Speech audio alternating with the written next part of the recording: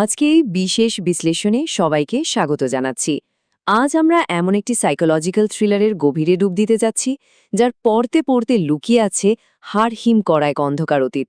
আমরা কথা বলছি চাইল্ড রিমেইন্সের সেই অবিশ্বাস্য এবং রহস্যময় গল্পটি নিয়ে। যারা সাসপেন্স আর রহস্যে ঘেরা আখ্যান ভালোবাসেন, তাদের জন্য আজকের এই আলোচনাটি আক্ষরিক অর্থেই দারুণ রোমাঞ্চকর হতে চলেছে। তো চলুন আর দেরি না করে সরাসরি মূল আলোচনায় প্রবেশ করা যাক।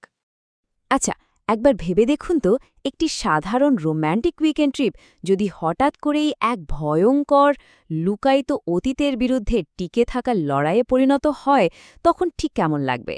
একটু প্রশান্তির খোঁজে ছুটিতে গিয়ে যদি দেখা যায় সেই আপাতদৃষ্টিতে শান্ত জায়গাটি এক ভয়ঙ্কর দুঃস্বপ্নের কেন্দ্রবিন্দু, তবে বিষয়টা কেমন দাঁড়ায়?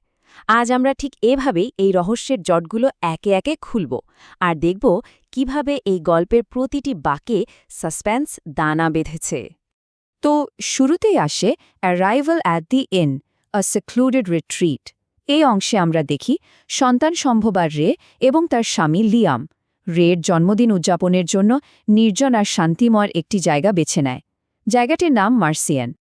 কিন্তু এই মার্সিয়েনের ইতিহাস মোটেও সাধারণ নয়, বরং বেশ চমকপ্রদ।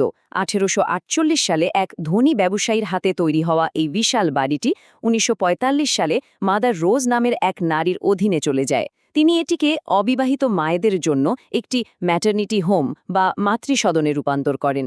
সে যুগে সমাজচ্যুত অসহায় মেয়েদের জন্য এটি ছিল একরকম গোপন আশ্রয়। এরপর 1979 সালে মাদার রোজ মারা যান বলে সবাই জানতে পারে, আর বর্তমানে এই বাড়িটি একটি চমৎকার গেস্ট হাউস হিসেবে পুনরায় চালু হয়েছে। বাইরে থেকে দেখতে এটি যতটা ছিমছাম আর সুন্দর, এর ভেতরের ইতিহাস কিন্তু ঠিক ততটাই অস্বস্তিকর। এই পর্যায়ে এসে আমাদের প্রধান দুই চরিত্রের দৃষ্টিভঙ্গির একটা খুব মজার অথচ সাংঘর্ষিক পার্থক্য চোখে পড়ে। একদিকে আছেন রে, যিনি পেশায় একজন প্রাক্তন ক্রাইম রিপোর্টার। নিজের পুরনো ট্রমার কারণে তিনি সব সময় ভীষণ সতর্ক, বলতে গেলে হাইপার ভিজিল্যান্ট। অন্যদিকে তার স্বামী লিয়াম একেবারেই ভিন্ন প্রকৃতির মানুষ। লিয়াম একজন মিউজিশিয়ান, একটু সংশয়বাদী, আর সে চায় চোখের সামনে সব বিপদের সংকেত এড়িয়ে কেবল নিজের ক্যারিয়ারে ফোকাস করতে। এই দুজনের একদম বিপরীতমুখী দৃষ্টিভঙ্গি কিন্তু গল্পের পরবর্তী ঘটনাগুলোতে তাদের রিয়াকশন কেমন হবে তা নির্ধারণ করে দেয়।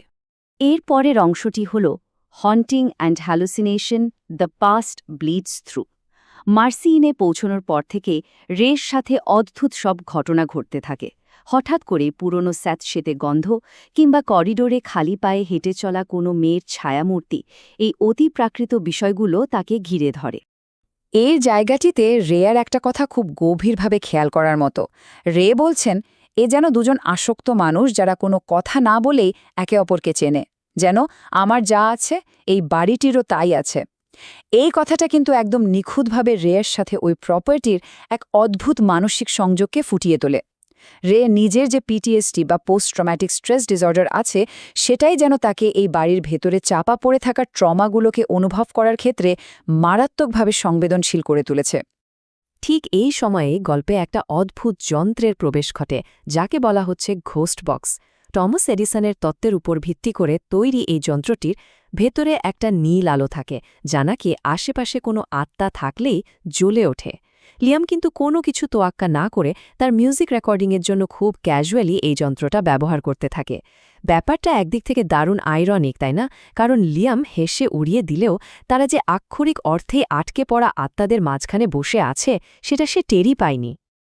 এবার আসা যাক গল্পের অন্যতম টার্নিং পয়েন্টে, faiths hidden journal, invisible truths. খুঁজতে খুঁজতে রে একটা পুরনো ডায়েরি বা জার্নাল পেয়ে যায়, যেটা প্রথমে একদম ফাঁকা মনে হলেও একটু তাপ পেতেই এর ভেতরের লুকানো লেখাগুলো ভয়ঙ্কর সত্য হয়ে ফুটে ওঠে। সেই জার্নাল থেকে বেরিয়ে আসে মাদার রোজের ম্যাটারনিটি হোমের পেছনের শিউরে ওঠা সব নিষ্ঠুর বাস্তবতা। একটু খেয়াল করলেই আমরা বুঝতে পারব ঘটনাগুলো কতটা ভয়াবহ ছিল। মিশ্র বর্ণের নবজাতকদের রীতিমতো অনাহারে রাখা হতো, অসহায় গর্ভবতী মেয়েদের দিয়ে জোরপূর্বক অমানবিক পরিশ্রম করানো হতো, এমনকি পাপের শাস্তি হিসাবে সন্তান জন্মদানের সময় ইচ্ছাকৃতভাবে তাদের কোনো ব্যথানাশক ওষুধ দেওয়া হতো না। আর সবচেয়ে ভয়ঙ্কর ব্যাপার হলো ধনী পরিবারগুলোর কাছে বেআইনিভাবে বাচ্চা বিক্রি করা বা শ্বাসরোধ করে হত্যার মতো ঘটনাও সেখানে ঘটত। জার্নালের এই লেখাগুলো সেই সময়ের বিশৃঙ্খল ঘটনাগুলোকে একদম অকাট্য প্রমাণ হিসাবে আমাদের চোখের সামনে দাঁড় করিয়ে দেয়।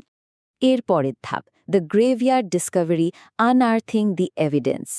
এই হাড়হিম করার সত্যগুলো জানার পর রে আর চুপ করে বসে থাকতে পারেনি। প্রচণ্ড ঝড় বৃষ্টির মধ্যেই সে বেরিয়ে পড়ে জঙ্গলের ভেতরে, আর সেখানে সে খুঁজে পায় সেই সব হতভাগ্য শিশুদের লুকিয়ে রাখা এক গোপন কবরস্থান। এখন প্রশ্ন আসতে পারে, স্থানীয় প্রশাসন কি কিছুই জানতে না? এই জায়গাটিতে লোকাল সার্জেন্টের একটা উক্তি পরিস্থিতিটা পরিষ্কার করে দেয়। তিনি স্বীকার করেন যে, আমরা একবার একটা বেনামি ফোন পেয়েছিলাম যে একটা নবজাতকের মাথা দরজার সাথে আছড়ে দেওয়া হয়েছে, কিন্তু আমরা তল্লাশি করে কোনো প্রমাণই পাইনি। এটা থেকে একটা ব্যাপার খুব স্পষ্ট হয়ে ওঠে, শিশু হত্যার এত ব্যাপক গুজব থাকার সত্ত্বেও মাদার রোজ অত্যন্ত ধূর্ততার সাথে বারবার আইনকে ফাঁকি দিয়েছে এবং পুরো শহরের মানুষের চোখ হেরিয়ে নিজের অপরাধ চালিয়ে গেছে।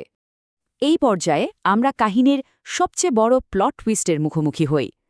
আনকাভারিং the dark truth, the 42-year-old secret. Marley বা গ্রাউন্ডসকিপার টালবাটের মাধ্যমে রে তার নিজের অতীত সম্পর্কে এমন এক সত্য জানতে পারে যা গল্পের মোড় পুরোপুরি ঘুরিয়ে দেয়। সত্যটা আসলে এতটাই চমকে দেওয়ার মতো যে যে কারোরই মাথা ঘুরে যাবে।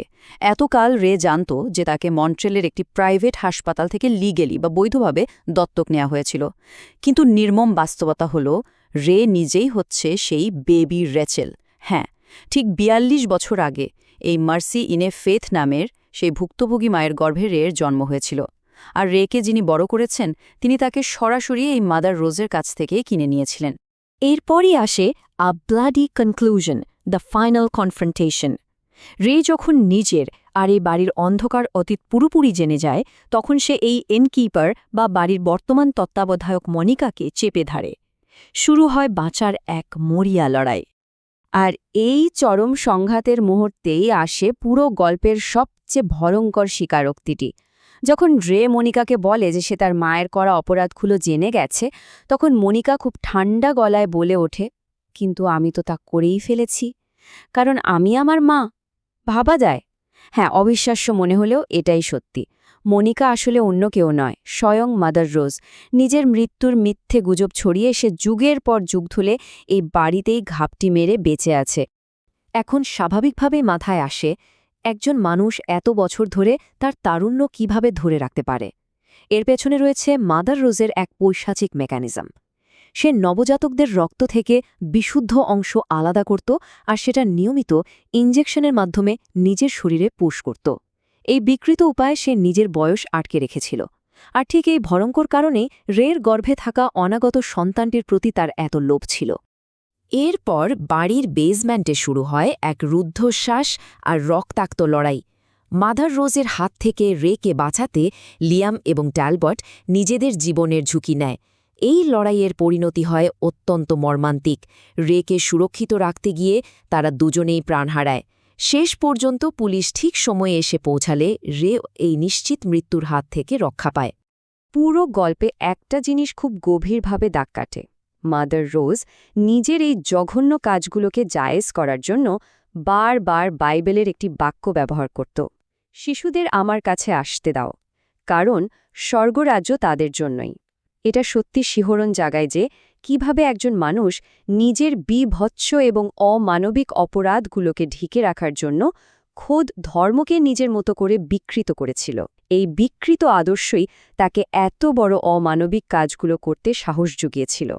সবশেষে এই পুরো বিশ্লেষণটি আমাদের একটি গভীর এবং অস্বস্তিকর প্রশ্নের মুখে দাঁড় করিয়ে দেয়। যখন কোনো একটি জায়গা দশকের পর দশক ধরে এত লুকানো ট্রমা আর নিষ্ঠুরতার সাক্ষী হয়ে থাকে, তখন কি সেখানকার সেই অশুভ শক্তি সত্যিই কখনো চিরতরে মুছে যায়, নাকি সেটা কেবল সঠিক সময়ের অপেক্ষায় চুপচাপ ঘুমিয়ে থাকে? এই প্রশ্নটি হয়তো আমাদের সবার জন্যই একটা বড় ভাবনার বিষয় হয়ে থেকে যাবে।